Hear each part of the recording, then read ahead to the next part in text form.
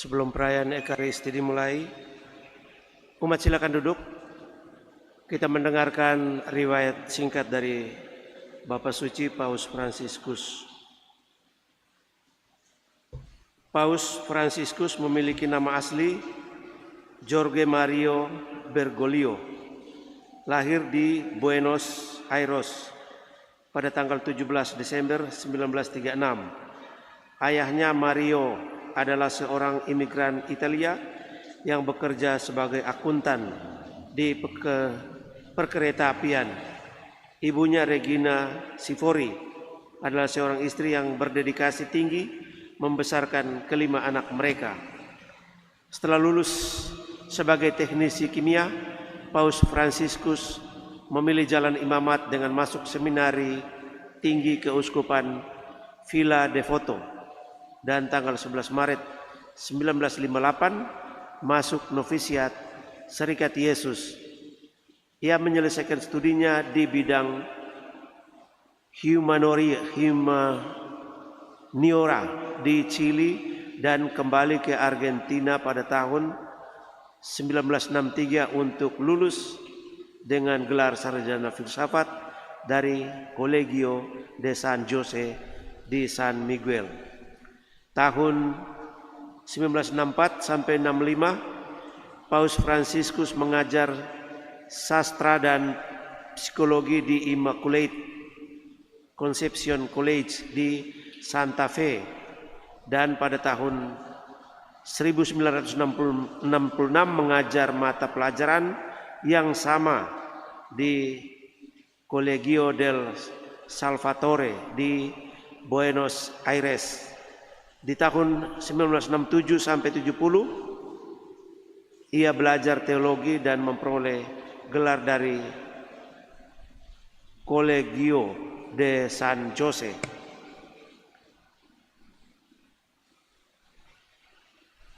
Pada tanggal 3 Juni 1997 Paus Fransiskus diangkat menjadi Uskup Agung Buenos Aires. Belum genap 9 bulan berlaku setelah kematian Kardinal Quarantino. Ia menggantikannya pada 28 Februari 98 sebagai Uskup Agung, Primat Argentina dan Ordinaris bagi umat Ritus Timur di Argentina yang tidak memiliki Ordinaris dalam ritusnya sendiri. 3 tahun kemudian pada Konsitori 21 Februari 2001, Paus Yohanes Paulus II mengangkatnya sebagai kardinal dan memberinya gelar San Roberto Bellarmino. Pada Oktober 2021, Paus Fransiskus ditunjuk sebagai relator umum untuk sidang umum biasa ke-10 Sinode para Uskup untuk pelayanan episkopal. Pada April 2005, Paus Fransiskus ikut serta dalam konklav yang memilih Paus Benediktus XVI. Kemudian ia barulah terpilih sebagai Paus Gereja Katolik tertinggi dunia pada konklav kepausan tanggal 13 Maret 2013.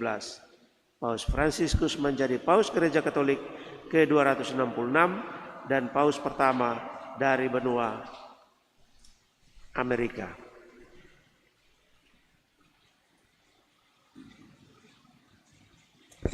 Demikian riwayat hidup dari Bapak Suci Paus Fransiskus. Kita buka lagu pembukaan dari Puji Syukur 708.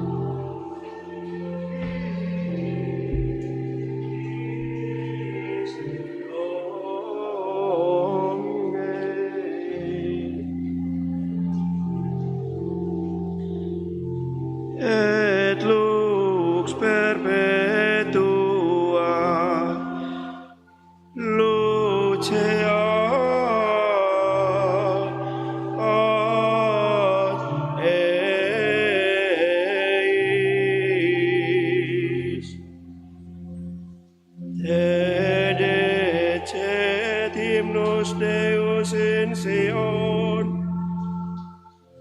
et tibi redetur votum in Jerusalem, exudi oratione mea, a te omnis caro veniet, requiem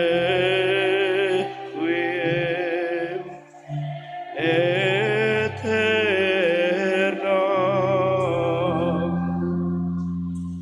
dona eis Domine,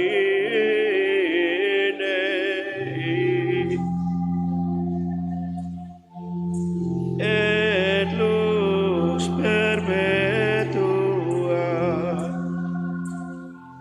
lucea ad eis.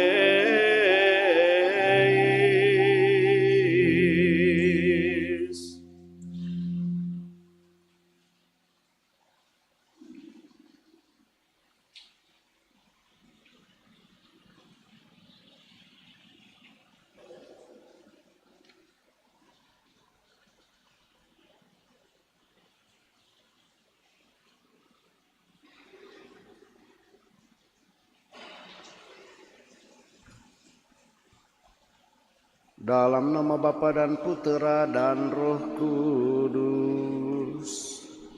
Amin. Tuhan bersamamu. Dan bersama rohmu. Pada hari ini secara khusus kita umat Katolik Paroki Bunda Teresia Ria Paniki Indah mengadakan misa requiem untuk pimpinan gereja kita, yaitu Paus Fransiskus. Tadi kita sudah mendengarkan akan riwayat hidupnya. Tentunya kita bersyukur, berterima kasih atas kehadiran Bapak Paus selama memimpin akan gereja Katolik di seluruh dunia. Dan banyak hal yang telah dia buat tentunya kita syukuri, namun juga pada kesempatan ini kita mendoakan untuk keselamatan jiwa dari Bapak Paus kita.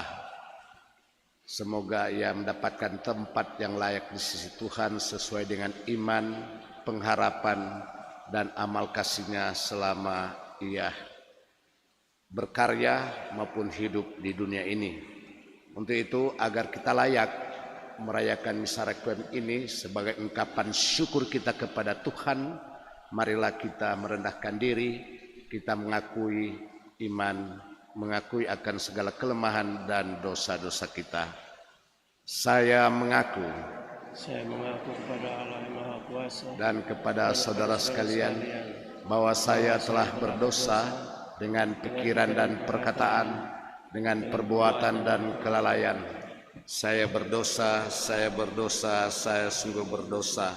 Oleh sebab itu saya mohon kepada Santa Peran Maria, kepada para malaikat dan orang kudus, dan kepada saudara sekalian, supaya mendoakan saya pada Allah Tuhan kita. Semoga Allah yang Maha Kuasa mengasihani kita, mengampuni dosa kita dan menghantar kita ke hidup yang kekal. Amin. 344.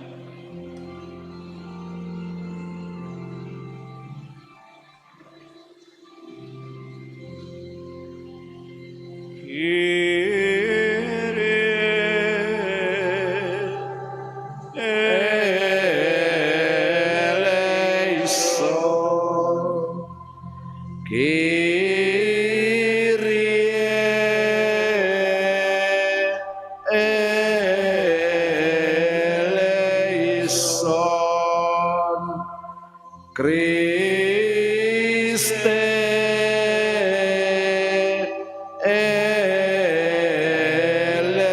eleison,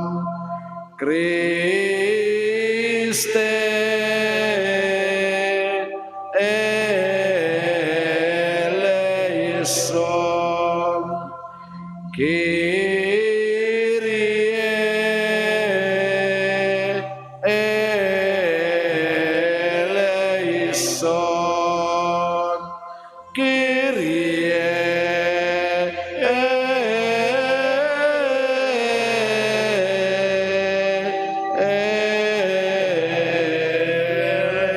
eleison. Marilah kita berdoa. Allah yang Maha Kuasa, Engkau telah mempercayakan umat-Mu kepada bimbingan Paus kami Fransiskus. Kami mohon semoga berkat jeripayahnya ia dapat beristirahat dalam sukacita-Mu yang kekal dengan pengantaran Tuhan kami Yesus Kristus Putra-Mu yang hidup dan berkuasa bersama Dikau dalam persatuan dengan Roh Kudus Allah sepanjang segala masa. Amin.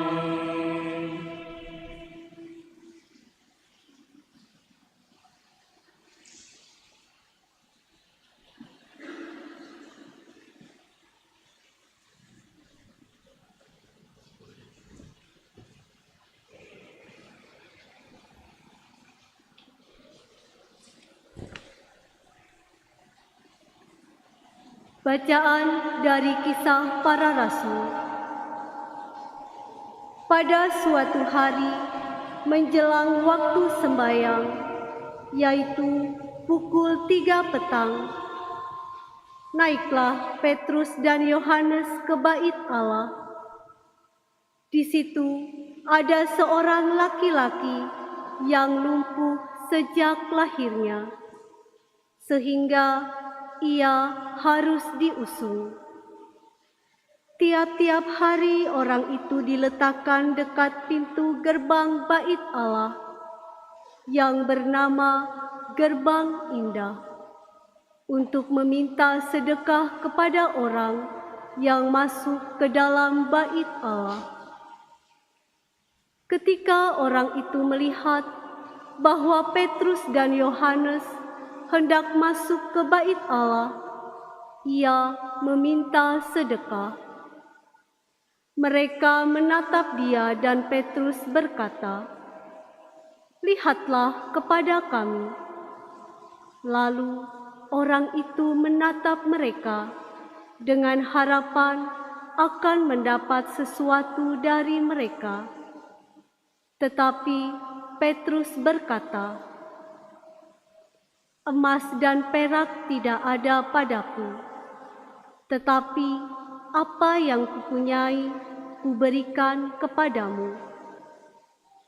Demi nama Yesus Kristus, orang Nazaret itu, berjalanlah."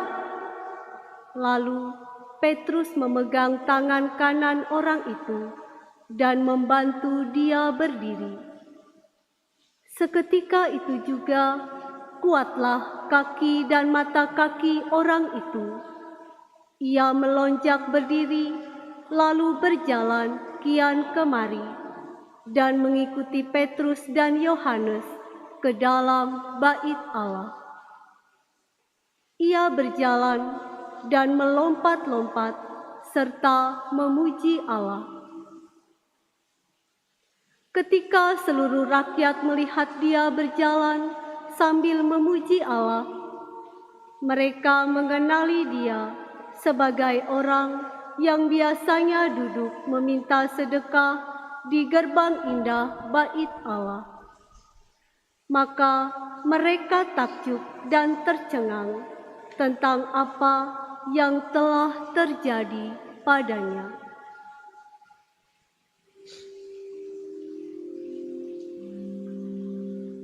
Demikianlah sabda Tuhan.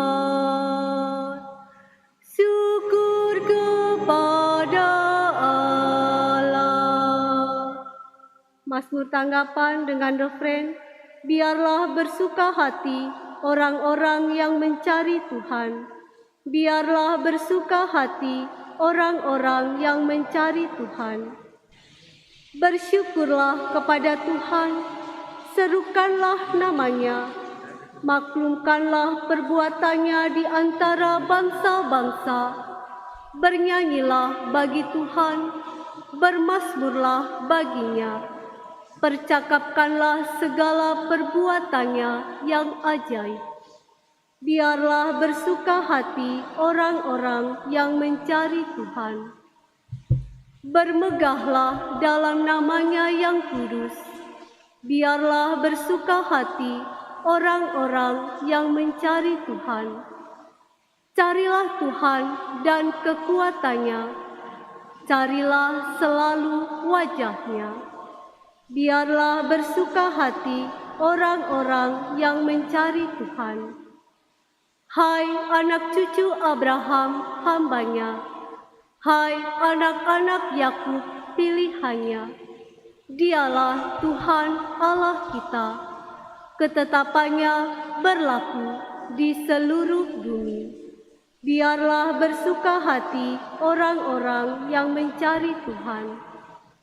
Selama-lamanya ia ingat akan perjanjiannya, akan firman yang diperintahkannya kepada 1000 angkatan, akan perjanjian yang diikatnya dengan Abraham, dan akan sumpahnya kepada Ishak.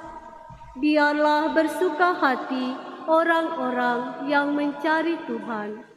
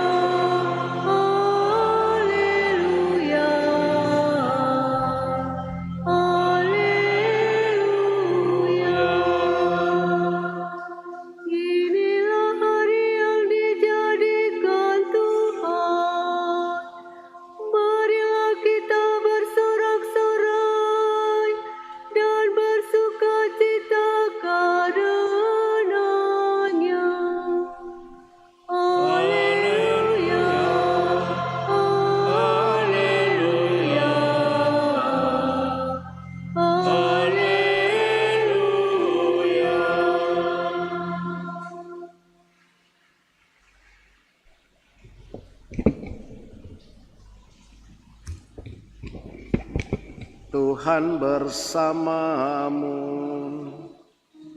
dan bersama rohmu. Mereka mengenali Yesus pada waktu ia memecah-mecahkan roti. Inilah Injil suci menurut Lukas.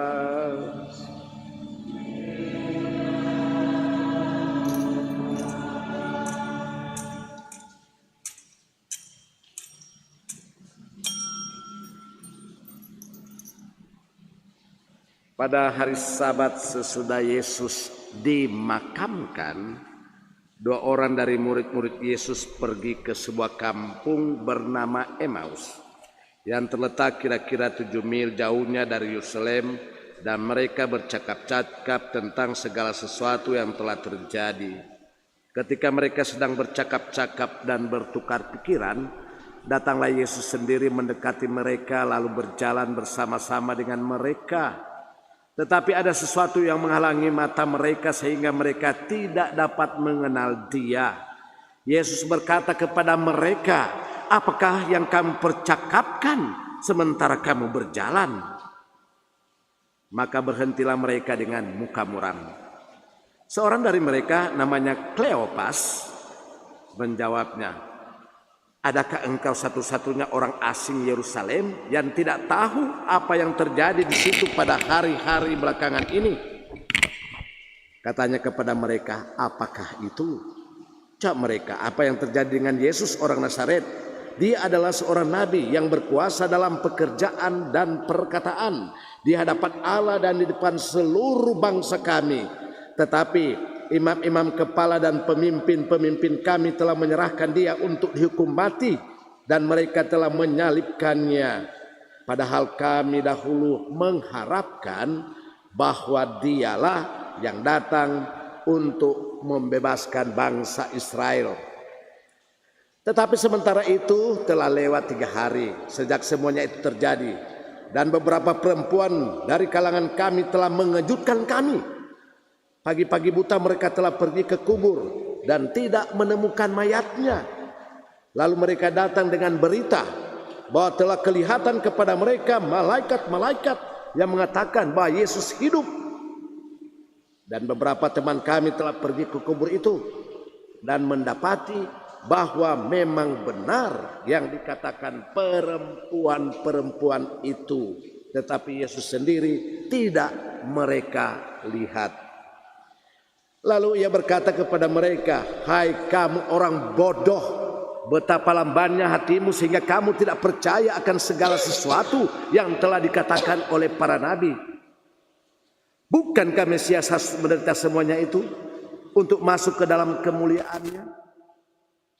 Lalu ia menjelaskan kepada mereka apa yang tertulis tentang dia di dalam seluruh kitab suci, mulai dari kitab-kitab Musa dan segala kitab nabi-nabi.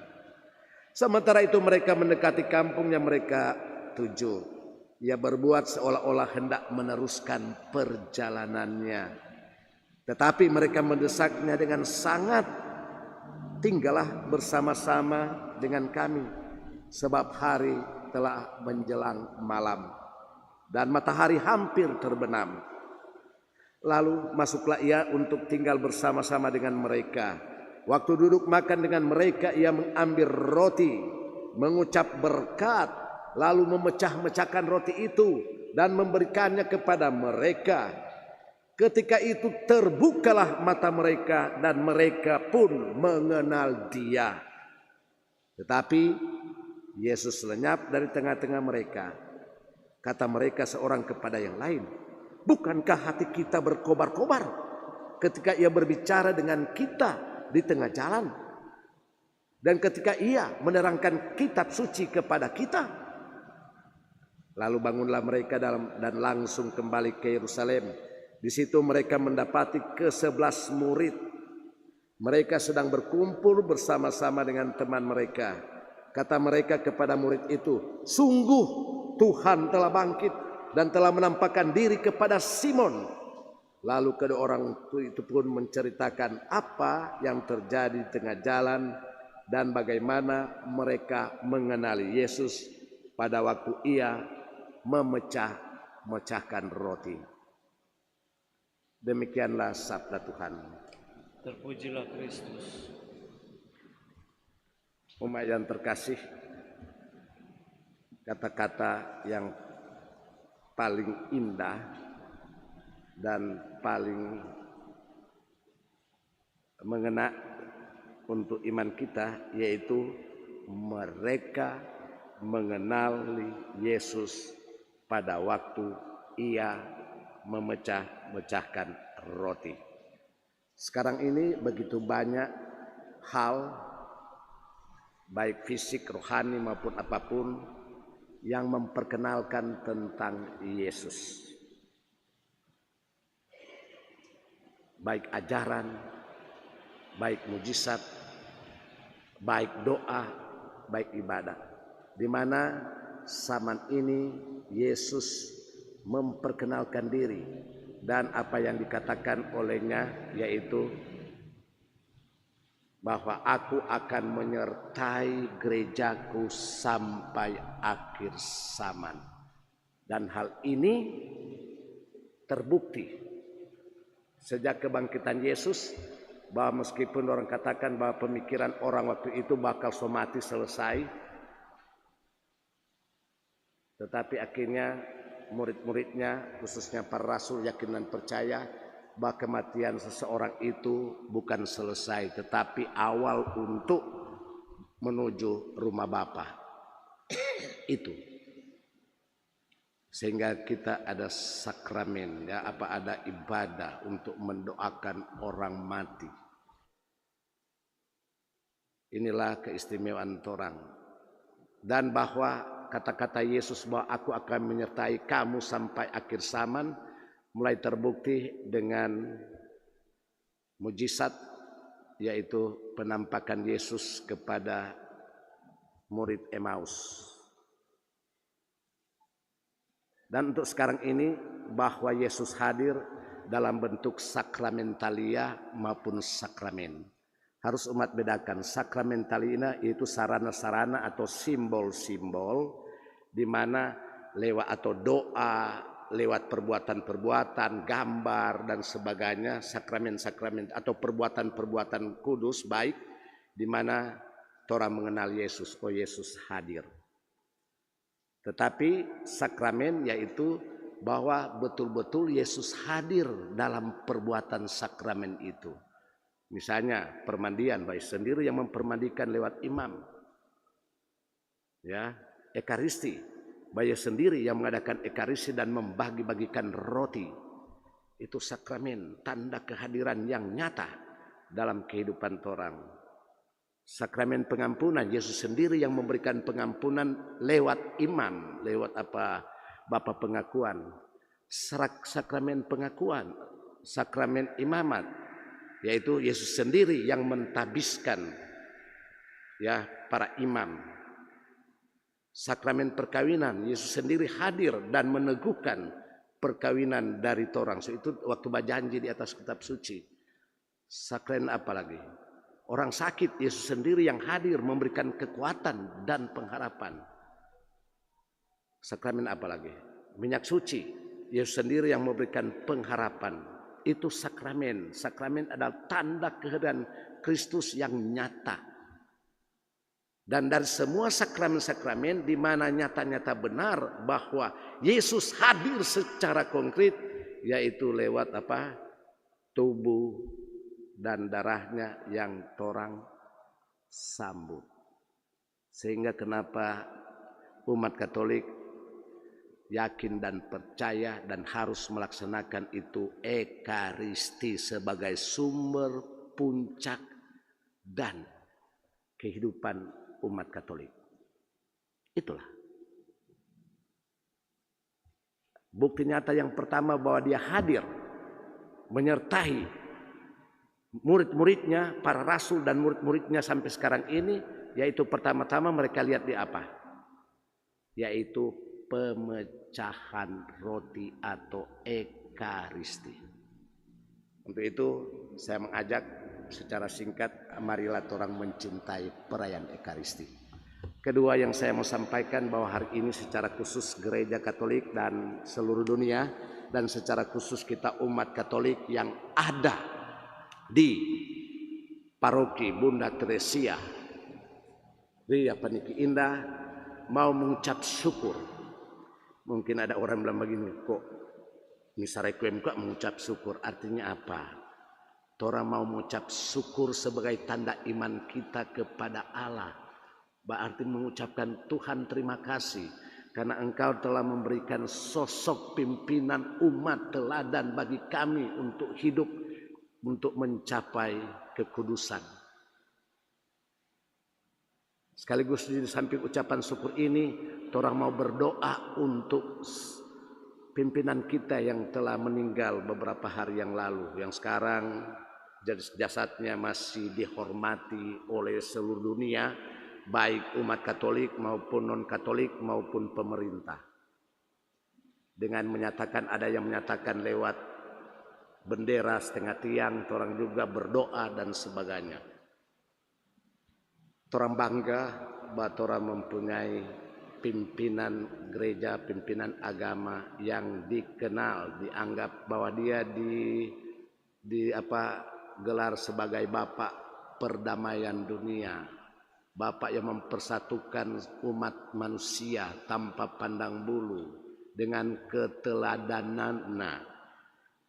Tadi kita sudah baca riwayat singkat, tetapi ada hal-hal saya yang mengungkapkan supaya juga orang sebagai umatnya yang pernah dibimbing, diteladankannya lewat perbuatan dan pemikirannya lewat surat-surat maupun buku yang dibuatnya, sehingga orang tahu apa-apa saja yang perlu sebagai penerus dari dia.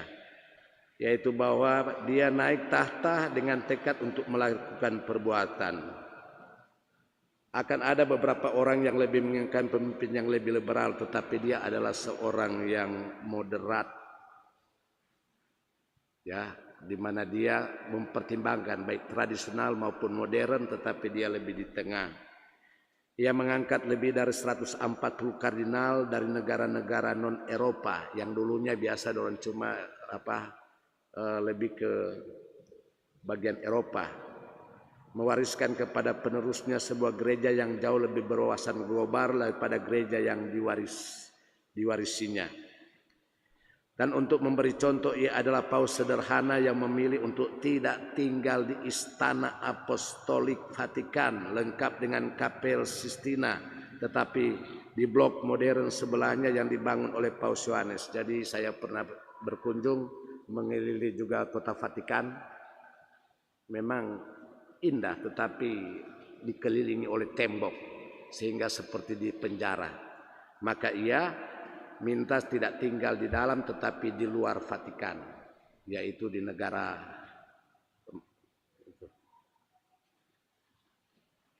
Ia percaya bahwa banyak hal hanya akan menjadi kesia-siaan dan kesombongan, dan ia ingin bahwa hatinya bebas.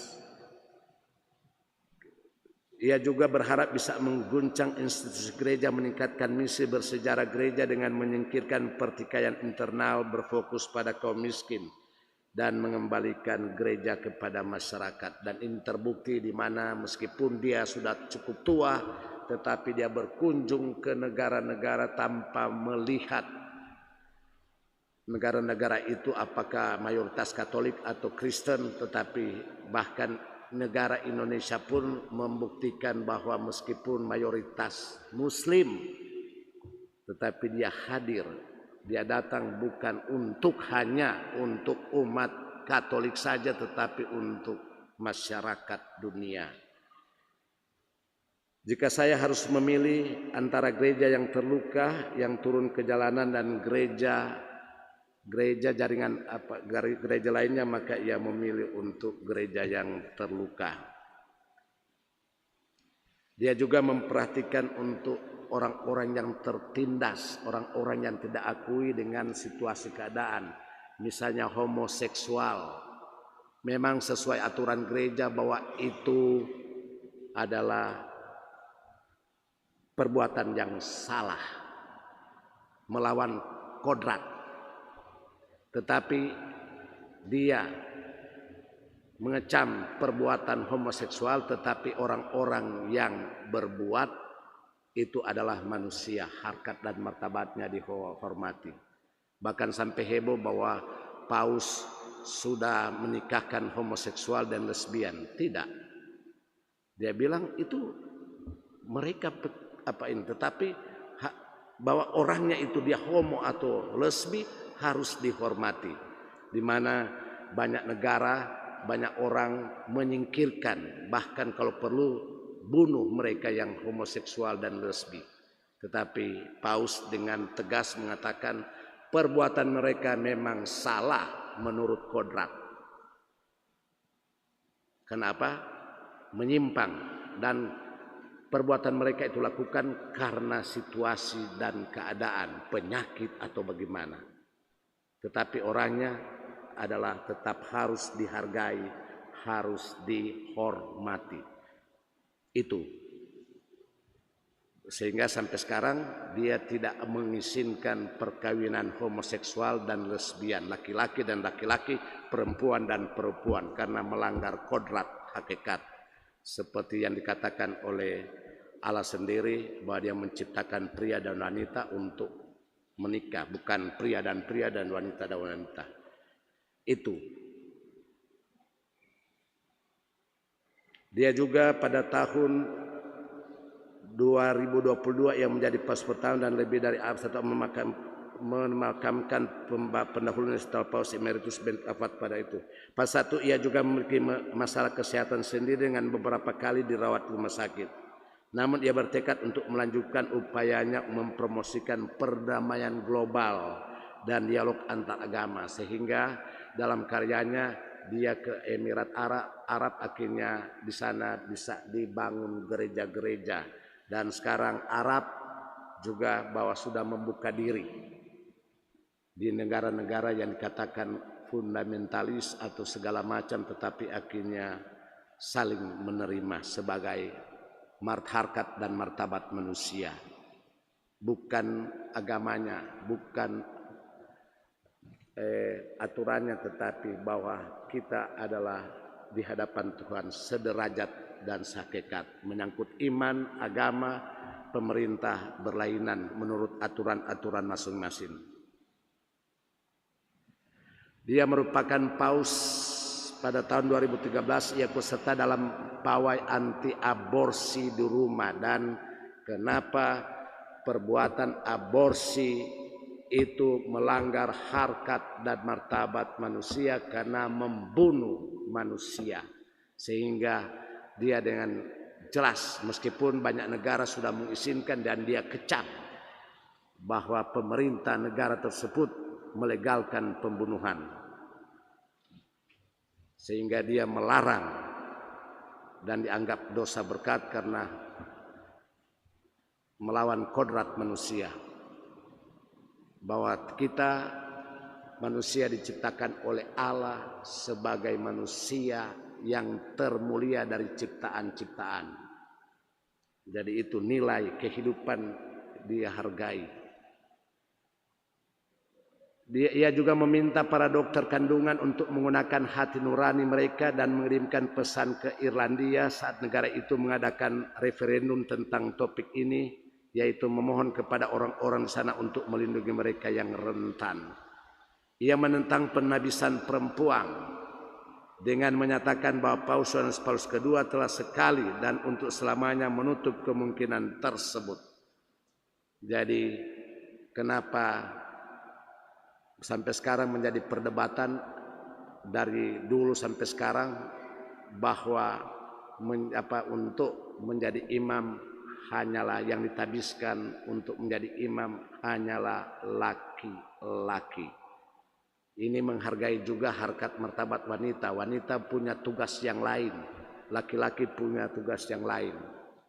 Dan juga merujuk kepada Yesus sendiri yang mungkin ada kemungkinan dia sebagai orang yang gagah, seorang yang punya kuasa, boleh kawin, tetapi Yesus memilih tidak menikah demi menghormati akan martabat tabisan tersebut.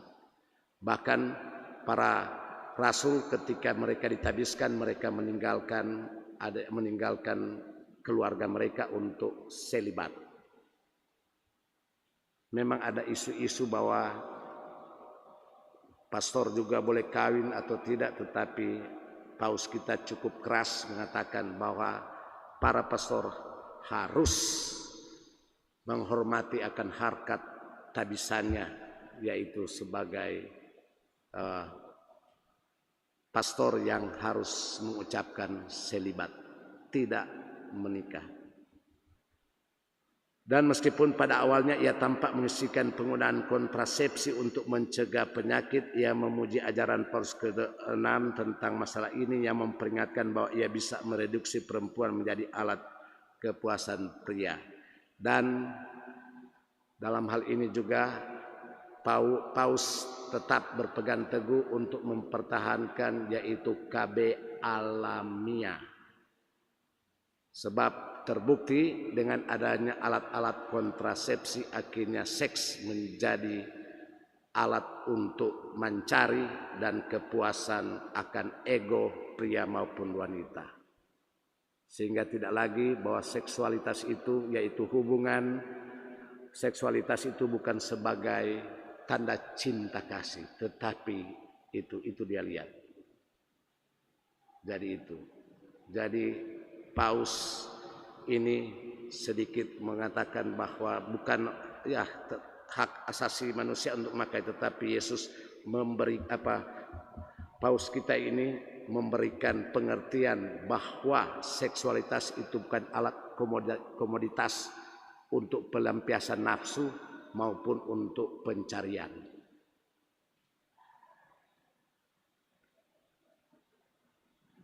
Kemudian pada tahun 2015 Paus Fransiskus mengatakan kepada masyarakat di Filipina bahwa kontrasepsi melibatkan penghancuran keluarga melalui perampasan anak-anak.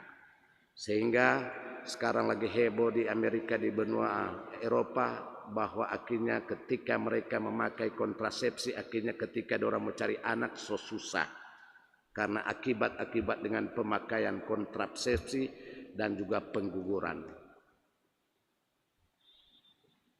Itu.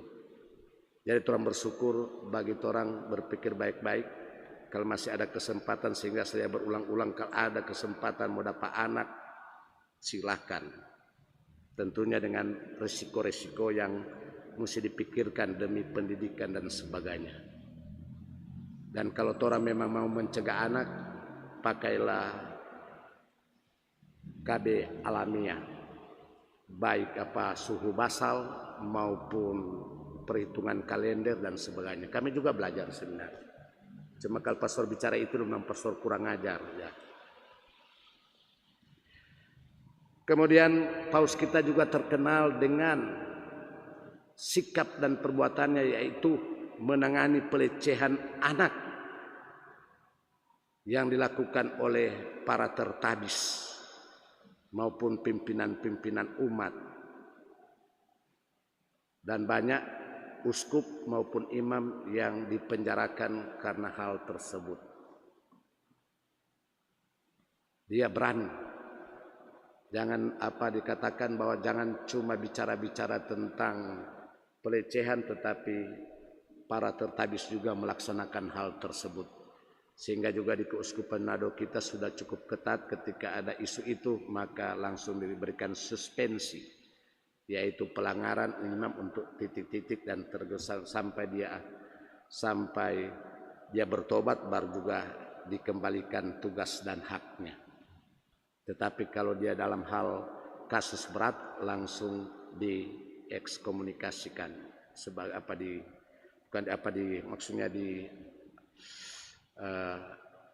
diawamkan, bukan diekskomunikasi. Dia adalah, paus kita adalah seorang tradisionalis, yaitu bahwa menurut Monsinyur Osvaldo Musto yang pernah belajar di seminari bersamanya, ia sama kerasnya dengan Paus Yohanes Paulus II tentang eutanasia, yaitu bahwa eutanasia yaitu belum saatnya secara biologis atau medis mati, tetapi karena orang tersebut yang menderita sudah siksa sekali, maka diberikan obat untuk, bahkan mungkin orang itu disuruh bunuh diri, maka itu dilarang. Eutanasia yaitu mematikan orang sebelum secara medis atau secara ajal dia tiba untuk meninggal, yaitu mematikan orang lewat sarana atau orang lain. Paus Fransiskus mengatakan bahwa gereja seharusnya menerima orang tanpa memandang orientasi seksual mereka, namun menegaskan bahwa adopsi oleh pasangan gay adalah bentuk diskriminasi terhadap anak-anak. Ada kata-kata hangat yang ucapkan Paus Fransiskus mendukung beberapa bentuk persatuan sesama jenis untuk pasangan gay, tetapi Paus tidak mendukung penyebutannya sebagai pernikahan. Ini katanya akan menjadi upaya untuk menghancurkan rencana Tuhan. Paus Fransiskus bekerja sama dengan umat Anglikan, Lutheran, Metodis, serta mampu membujuk Presiden Israel dan Palestina bergabung dengannya berdoa untuk perdamaian. Setelah serangkaian oleh kelompok milisi Muslim, ia mengatakan bahwa tidak benar untuk mengidentifikasi Islam dengan kekerasan. Jika saya berbicara tentang kekerasan Islam, maka saya juga harus berbicara tentang kekerasan Katolik yang pernah terjadi, kekerasan Protestan dan lain-lain. Sehingga apa yang terjadi, yaitu sekarang dianggap bahwa Islam ada teroris, agama teroris, itu baginya tidak benar. Ya, orang-orangnya yang mungkin kelompok atau pribadi yang melakukan itu, tetapi apakah agama itu dikatakan teroris? Dia katakan tidak. Sebab kalau melihat pengalaman bahwa orang-orang Katolik dulu pernah mengadakan kekerasan mempertahankan, tetapi sekelompok orang, tetapi bukan agama Katolik, begitu Protestan, begitu juga agama-agama lain. Jadi jangan langsung itu. Kemudian sebenarnya pada tahun usia 36 tahun ia mendapati dirinya dalam kekacauan akan menguji pemimpin yang paling berpengalaman sekalipun. Ia tentu saja membantu banyak orang yang mencoba melarikan diri dari negara itu.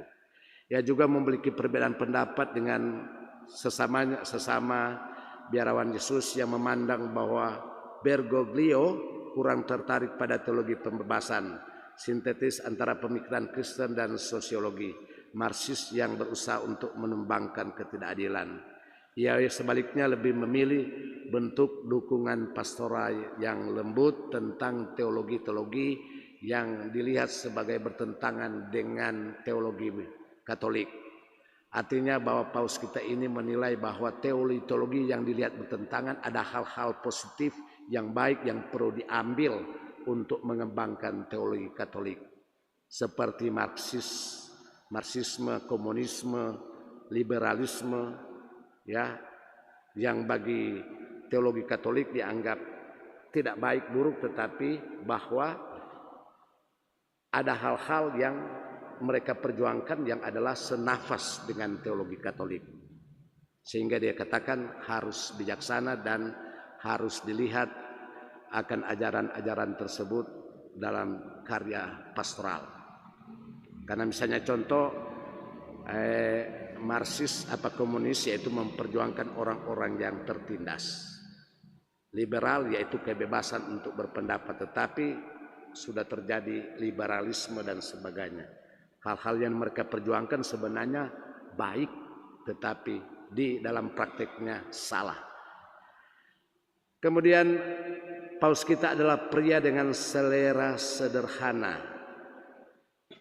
Bergoglio diangkat menjadi uskup pembantu Buenos Aires pada tahun 1920 dan kemudian menjadi uskup agung paus kita ini. Namanya yaitu pertama Bergoglio. Paus Yohanes Paulus II mengangkatnya jadi kardinal pada tahun 2001 dan ia menduduki posisi pelayanan sipil gereja yaitu kuria. Seperti terampil Pastor Angki jadi kuria keuskupan, kalau dia kuria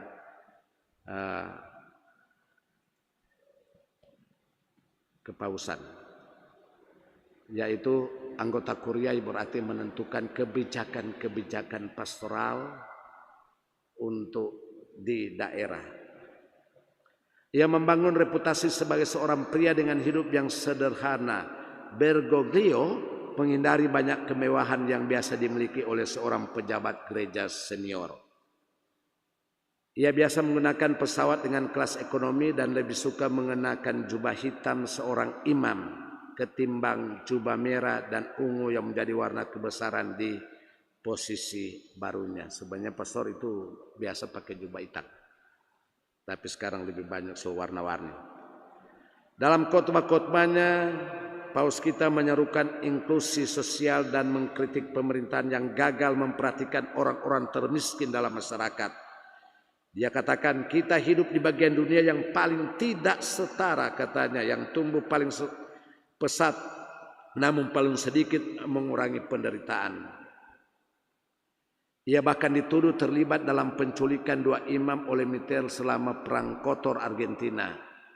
Dia adalah orang Argentina. Bahkan pernah dituduh mengadakan penculikan bersama anggota militer di Filipina. Di mana sebuah periode ketika ribuan orang disiksa, dibunuh atau hilang dari tahun 1926 hingga tahun 1983. Kedua imam tersebut disiksa namun akhirnya ditemukan hidup dalam kondisi terimbus berat dan setengah telanjang. Bergoglio menghadapi tuduhan karena gagal memberitahu pihak berwenang bahwa pelayan mereka di daerah miskin telah didukung oleh gereja. Jika benar hal itu telah membuat mereka menjadi sasaran regu pembunuh. Bergoglio membantah secara tegas tuduhan itu. Dia bersikeras bahwa dirinya bekerja di balik layar untuk membebaskan mereka. Paus kita ini dituduh karena dia tidak berusaha untuk membebaskan mereka. Cuma Paus kita berpikir kalau secara terang-terangan gereja membela, maka akan mengakibatkan gereja akan lain-lainnya akan disiksa dan dibunuh.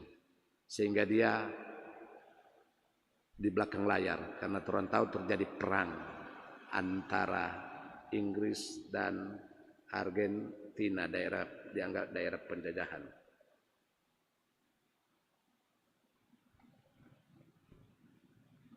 Namun, karena itulah hal-hal yang dapat disimak menyangkut hal-hal penting yang bisa menjadi kenangan bagi kita kenapa Paus kita ini terkenal. Bahkan mungkin ke depan siapa tahu akan beatifikasi kemudian dikanonisasi menjadi santo. Orang berdoa, siapa tahu. Karena banyak hal, banyak mujizat juga yang terjadi kecil-kecil yang terjadi saat Paus kita ini. Siapa tahu sesudah ini akan terjadi hal-hal yang besar yang bisa menyebabkan dia menjadi santo.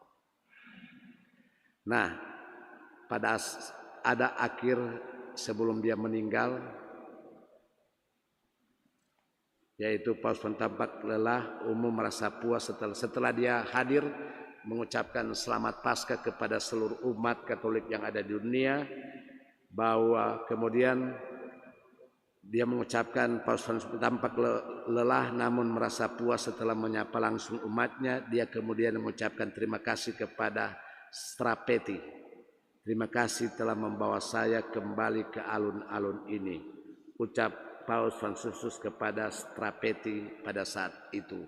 Sebenarnya memang dapat larangan dari dokter dan sebagainya supaya dia harus istirahat berbaring, tetapi dengan cara apa mungkin Roh Kudus berkarya lewat pengawalnya sehingga mereka membawa dia di alun-alun untuk mengucapkan terakhir kalinya menyapa umat Katolik di seluruh dunia.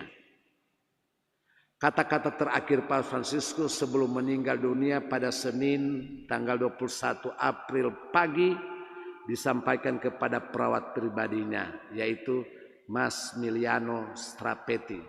Dia adalah Karmarlengo, kalau biasa di seminari Frater Lengo, yaitu orang yang diberikan kepercayaan untuk mengatur ruangan pribadi dari pastor. Begitu ini dia apalah orang yang dipercayakan tentang kamar pribadi maupun pribadi dari Paus. Ya mau bilang asisten bukan, tetapi memang betul-betul dia segala hal menyangkut suka duka, dia apa keperluan sebagainya disampaikan kepada Strapeti ini. Nah, Strapeti seperti dilansir, Strapeti yang dimaksud di sini adalah kardinal yang dipercayakan oleh negara maupun oleh gereja Katolik seluruh Indonesia, umat Katolik seluruh dunia untuk menjadi orang yang harus memperhatikan segala hal dari Paus kita. Nah, Strapeti seperti dilansir dalam Vatikan News Rabu tetap berada di sisi Paus Fransiskus selama 38 hari dirawat di rumah sakit. Tidak boleh, dia memang mendampingi, memperhatikan di rumah sakit Gemelli di Roma dan berjaga sepanjang waktu selama pemulihannya di Casa Santa Marta. Jadi Strapeti ini dia yang bisa mengatakan apa yang diperlukan, apa yang boleh, apa yang tidak. Biar siapapun kalian tidak izinkan, biar kardinal siapapun yang datang kalian tidak izinkan, tidak bisa. Paus Fransiskus sendiri pernah menyebut Strapeti sebagai sosok yang menyelamatkan hidupnya dengan menyarankan dirinya menjalani operasi usus besar. Strapeti kemudian ditunjuk oleh Sang Bapa Suci pada tahun 2002 menjadi asisten perawatan kesehatan pribadi.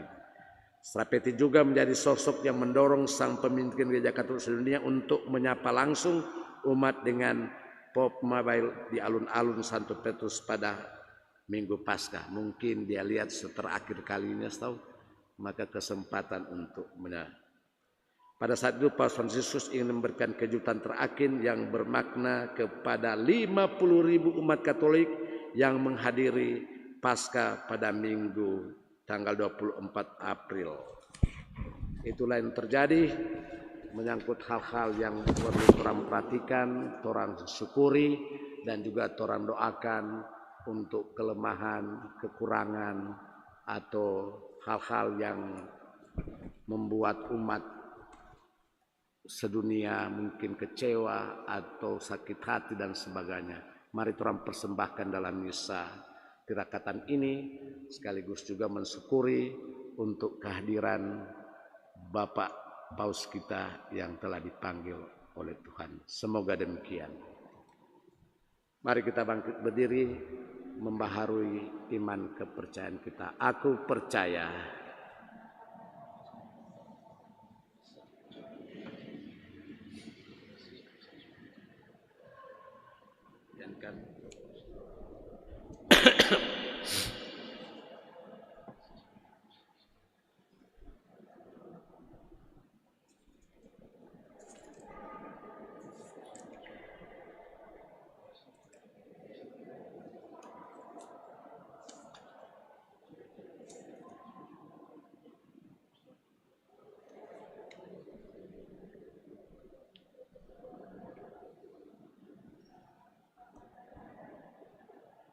Mari kita lanjutkan dengan persembahan dengan intensi khusus kita untuk mendoakan untuk keselamatan jiwa dari Paus Fransiskus.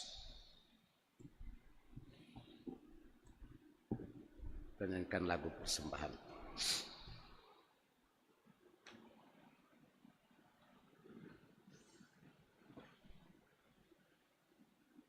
Puji syukur 378.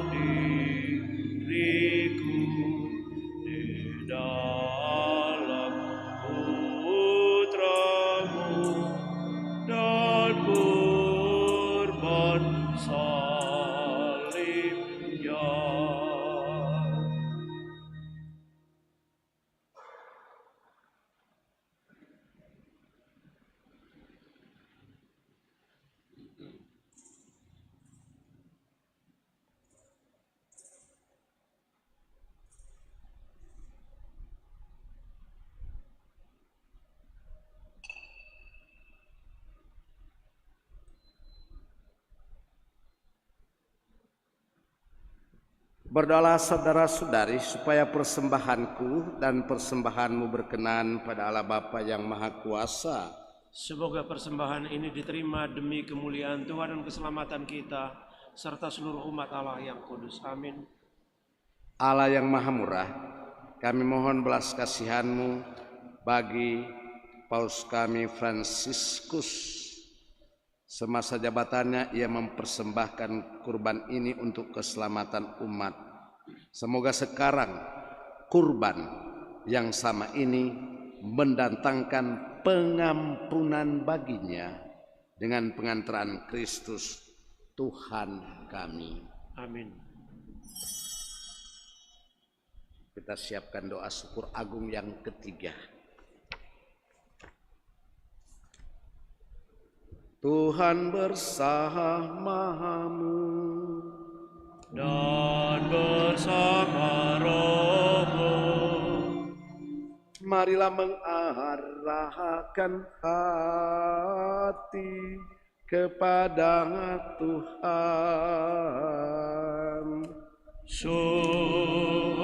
sudah kami arahkan. Marilah bersyukur kepada Tuhan Allah kita. Sudah layak dan sebatasnya.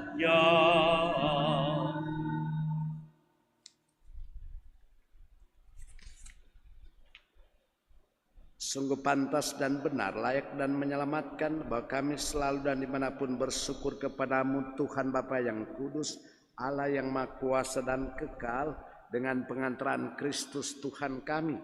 Sebab dia menerima maut seorang diri supaya kami semua tidak mati. Bahkan dia sudah rela wafat seorang diri supaya kami semua hidup bagimu untuk selama-lamanya. Sebab itu bersama paduan suara para malaikat kami memujimu dengan bersukacita berseru. Sanctus, Sanctus, Sanctus Dominus Deus Sabaoth, Pleni sunt celi et terra, gloria Tua. Hosanna in excelsis, benedictus qui venit in nomine Domini. Hosanna in excelsis.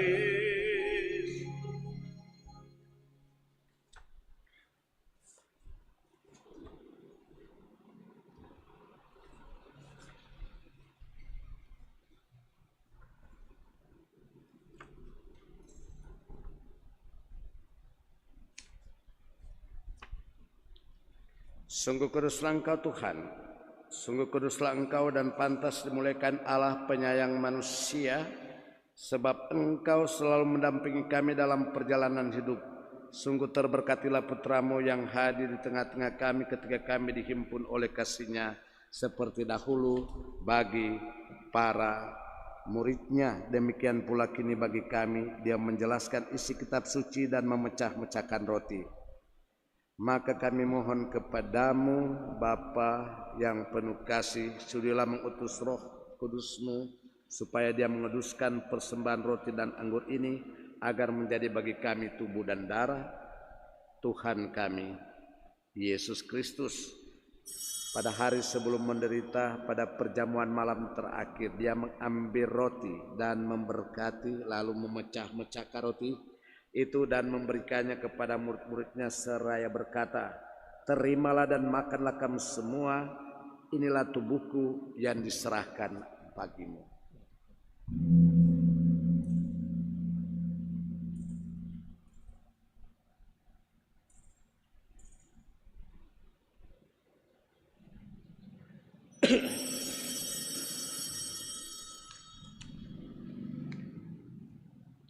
Dengan cara yang sama, sesudah perjamuan sambil mengambil piala, dia mengucap syukur kepadamu, lalu memberikannya kepada murid-muridnya seraya berkata, terimalah dan minumlah kamu semua, inilah piala darahku, darah perjanjian baru dan kekal yang ditumpahkan bagimu dan bagi semua orang demi pengampunan dosa.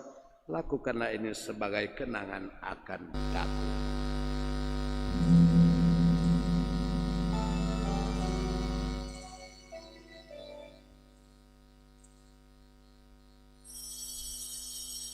Marilah menyatakan misteri iman kita. Wafatmu Tuhan kami wartakan, kebangkitanmu kami muliakan, hingga Engkau datang. Maka Bapa yang kudus, sambil mengenangkan Kristus Putramu penyelamat kami yang telah Engkau antar melalui penderitaan dan kematian pada salib, menuju kemuliaan kebangkitan, dan Engkau beri tempat di sisi kanan-Mu, kami pun mewartakan karya cinta kasih-Mu sampai Dia datang. Dan kami mempersembahkan kepadamu roti kehidupan dan piala berkat. Pandanglah dengan murah hati persembahan gerejamu, di dalamnya kami menghadirkan kurban Paskah Kristus yang telah diserahkan kepada kami. Kami mohon semoga dengan kekuatan roh cinta kasih-Mu kini dan selamanya, kami terhitung sebagai anggota putramu, karena kami telah mengambil bagian dalam tubuh dan darah-Nya. Bapa yang Maha Kuasa, dengan keikutsertaan dalam misteri ini, hidupkanlah kami dengan roh dan perkenankanlah kami menjadi serupa dengan putramu. Teguhkanlah kami dalam ikatan persekutuan bersama uskup kami Benediktus, bersama para uskup yang lain, bersama para imam dan diakon serta segenap umat-Mu. Buatlah agar semua umat beriman mampu membaktikan diri terus-menerus dalam pelayanan Injil dengan memperhatikan tanda-tanda zaman dalam terang iman. Jadikanlah kami penuh perhatian terhadap keperluan semua orang, agar dengan ikut serta dalam kesedihan dan kecemasan, dalam kegembiraan dan harapan mereka, kami setia membawa kabar keselamatan bagi mereka, dan bersama mereka kami melangkah maju pada jalan kerajaan-Mu. Ingatlah akan saudara-saudari kami, teristimewa Paus kita, Paus Fransiskus yang telah meninggal, yang telah beristirahat dalam damai Kristus, dan akan semua orang yang telah meninggal. Hanya Engkaulah yang mengenal iman mereka. Perkenankanlah mereka menikmati cahaya wajah-Mu, dan pada waktu kebangkitan anugerahlah mereka kepenuhan hidup.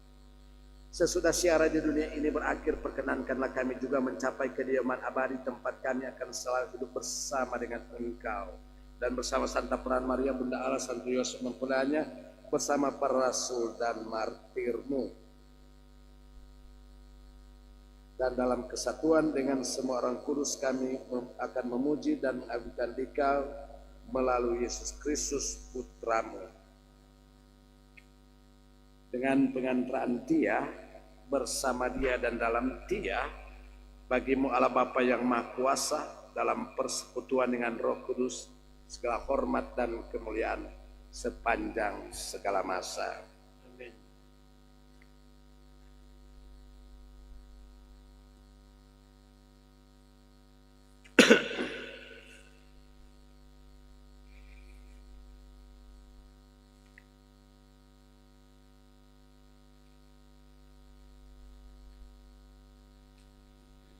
Atas petunjuk penyelamat kita dan menurut ajaran ilahi, maka beranilah kita berdoa.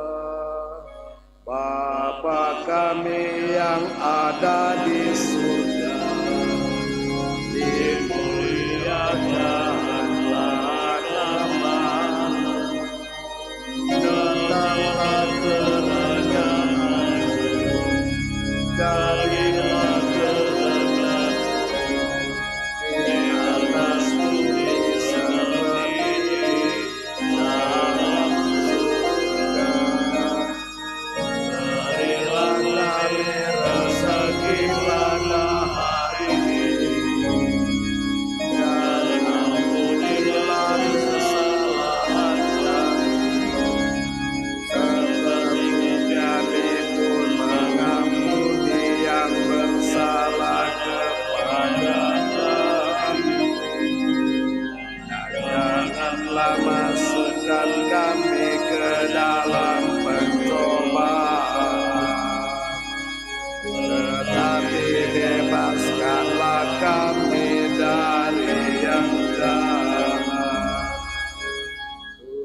Kami mohon bebaskanlah kami dari segala yang jahat, sudi memberi damai sepanjang hidup kami, supaya kami yang telah dikuatkan oleh kelimpahan belas kasih-Mu selalu bebas dari dosa dan dijauhkan dari segala gangguan, sambil menantikan harapan yang membahagiakan dan kedatangan penyelamat kami, Yesus Kristus. Selamat Engkau Raja yang mulia dan berkuasa untuk selama-lamanya. Tuhan Yesus Kristus, Engkau telah bersabda kepada para rasul-Mu, damai-Ku tinggalkan bagimu, damai-Ku berikan kepadamu. Janganlah memperhitungkan dosa kami, tetapi perhatikanlah gereja-Mu. Dan berilah kami damai dan kesatuan sesuai dengan kehendak-Mu, Engkau yang hidup dan meraja sepanjang segala masa. Semoga damai Tuhan selalu bersamamu. Selamat berbelasungkawa kita semua untuk paus kita.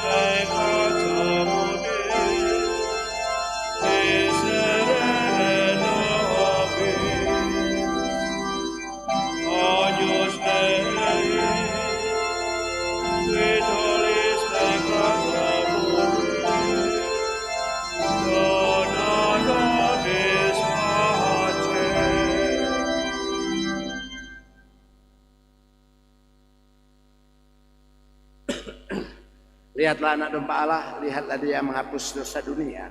Berbahagialah saudara-saudari yang diundang ke perjamuan anak domba. Tuhan, saya tidak pantas Tuhan datang pada saya, tetapi bersabdalah saja, maka tubuh dan darah Kristus.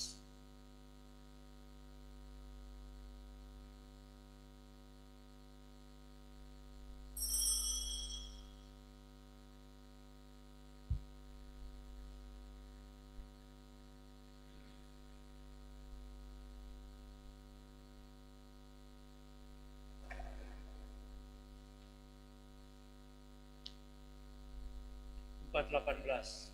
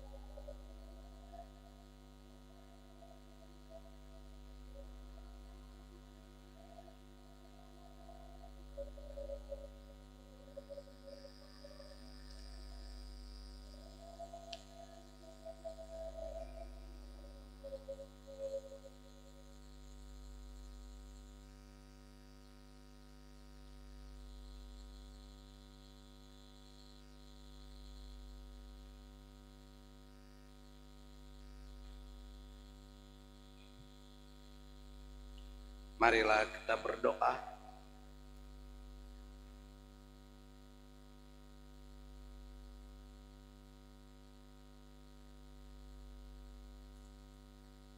Allah yang Maha Murah, kami telah menyambut sakramen keselamatan. Kabulkanlah permohonan kami bagi Paus kami, Fransiskus, yang semasa hidupnya melayani umat dengan sabda dan santapan suci. Di dunia ini ia telah mewartakan misteri iman. Semoga di surga ia menikmati kepenuhannya dengan nyata, dengan pengantaran Kristus Tuhan kami. Umat terima kasih atas kehadiran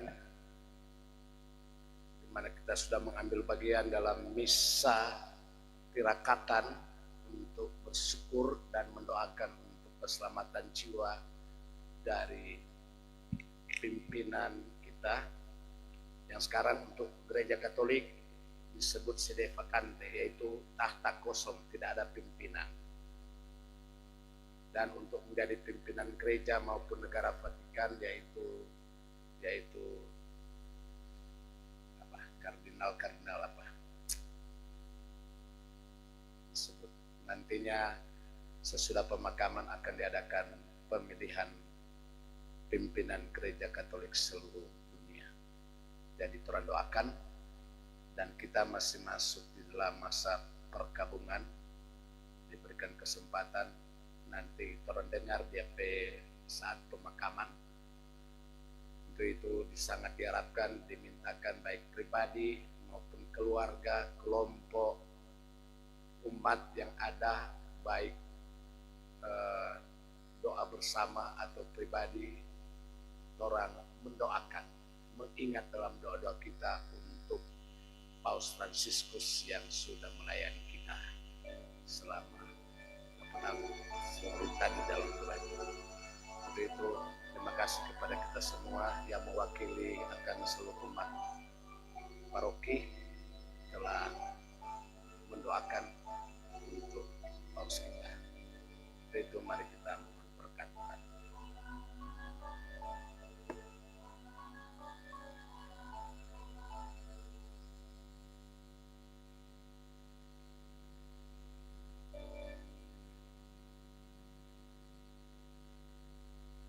Tuhan bersamamu.